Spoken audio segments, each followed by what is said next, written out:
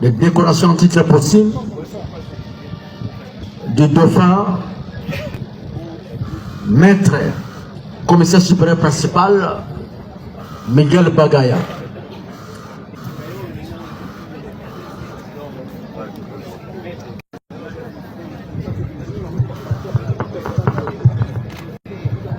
Honorable, Excellences, Mesdames et Messieurs avocats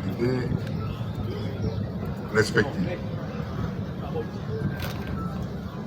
Je suis le patriarche de la grande famille du côté des Bagouchi, au sud Kivu. Pour la circonstance, je vais céder la parole à mon jeune frère ici présent à ma droite, Louis Mouessi, qui a vu naître celui que nous plairons tous aujourd'hui. Je ne sais pas, j'ai entendu notre aumônier dire que quand on pleure, celui qu'on pleure ne voit pas qu'on est en train de le pleurer. Mais je pense quand même qu'il doit avoir vu tout ce qui s'est passé ici. Il doit avoir vu combien de gens sont venus lui dire, lui faire des adieux. Sur cela, je passe la parole à mon frère Louis Mouessi. Merci. À toutes les autorités de la police nationale, suivant leur grade, à toutes les autorités des FARDC, ceux qui nous défendent et ceux qui nous protègent. La famille Bagaya, au nom de laquelle je parle maintenant, vous remercie pour tout ce que vous avez fait jusqu'à présent et que vous continuez à faire. À toute la communauté qui est présente ici, parmi lesquels beaucoup de sportifs, à tous les frères et sœurs, nous disons également merci.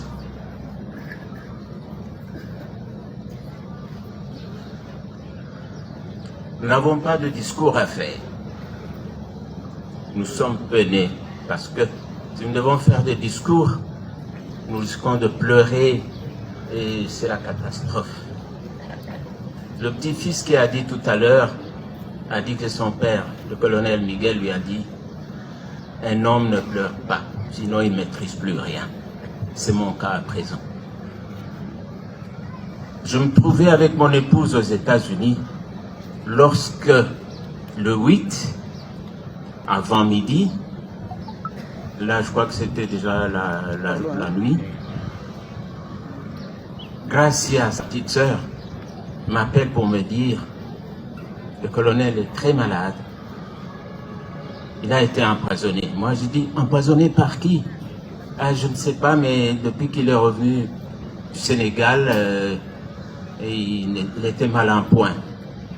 On a essayé de soigner rapidement, mais il a dit qu'il devait aller répondre à la mission de la police nationale, la mutation à Isiro.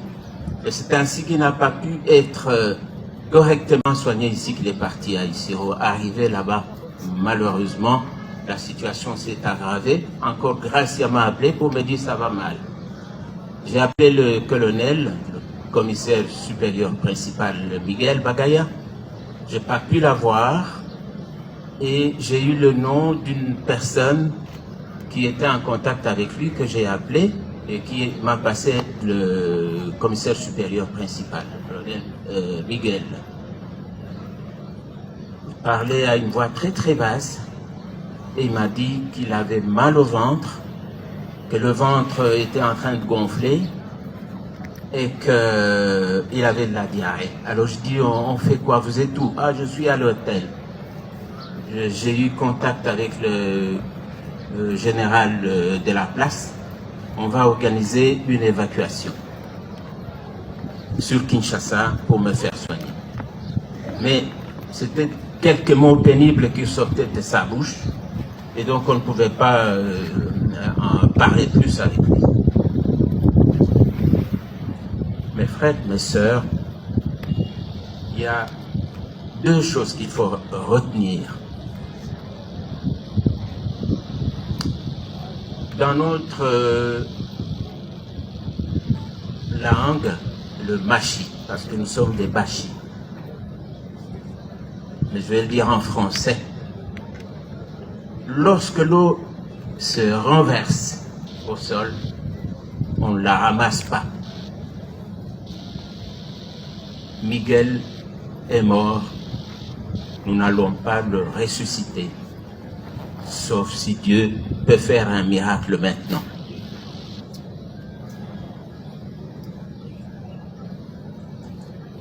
Et la Bible nous dit que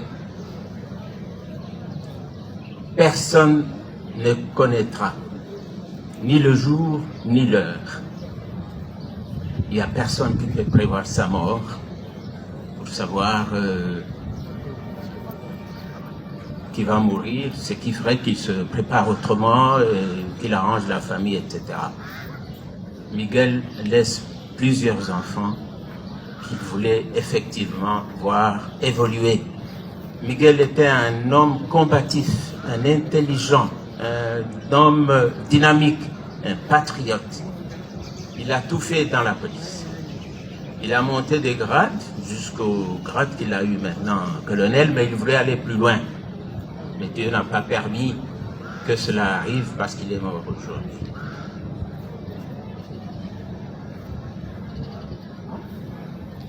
Si on ne pouvait compter que sur l'intelligence et les capacités physiques, certainement, il allait être général.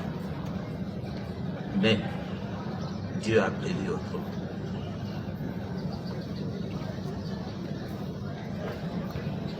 La mort est inévitable pour tout le monde. Ça, nous devons le savoir. Même le sorcier du village qui a tué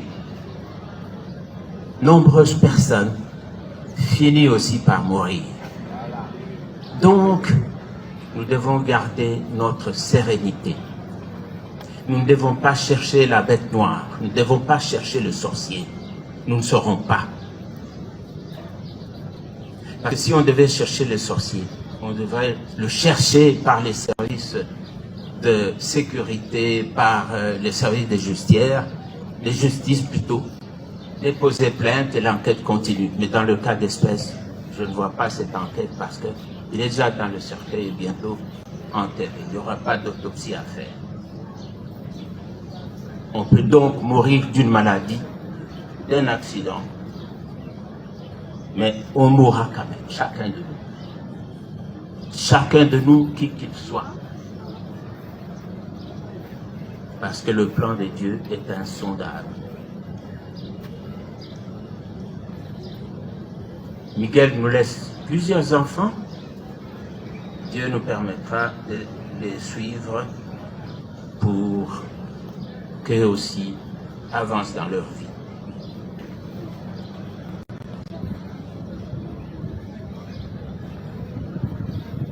Qui va le remplacer? Jusqu'à présent, nous ne savons pas dire. Peut-être qu'il y aura un enfant un jour, qui aussi pourrait entrer dans la police et le remplacer. Merci à vous tous pour toutes vos contributions morales, matérielles et financières. Votre présence ici, votre nombreuse présence est un réconfort incommensurable.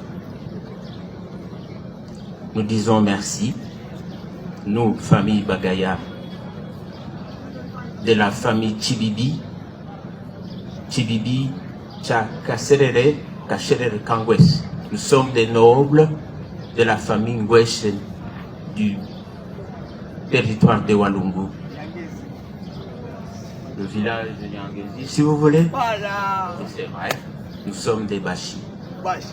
Nous sommes des compatriotes. Si aujourd'hui, la police m'appelait pour prendre la Miguel, je la prendrai avec plaisir. mais j'ai 75 ans, je ne sais pas si je peux tenir. Par contre, Gracia, la petite sœur de Miguel, parce que Miguel a eu, ils étaient à 5, lui vient de mourir, mais avant lui, il y a son grand frère. Et pardon, j'ai parlé de 5, il y a le papa qui était militaire aussi, qui est mort par après. Gracia est juriste. Il a plusieurs fois postulé pour travailler dans la police. Si les autorités peuvent prendre mon plaidoyer à cœur et voir comment intégrer celle-là, qui peut encore soutenir les enfants, les 11 enfants que Miguel laisse. Vous n'êtes pas sans le savoir, Miguel était célibataire. Mais Miguel, c'était un homme connu de tout le monde, c'est pourquoi vous êtes là. Miguel a des relations de famille avec plusieurs familles. Et nous remercions Dieu d'avoir fait de lui ce qu'il est devenu et que Dieu le reçoive.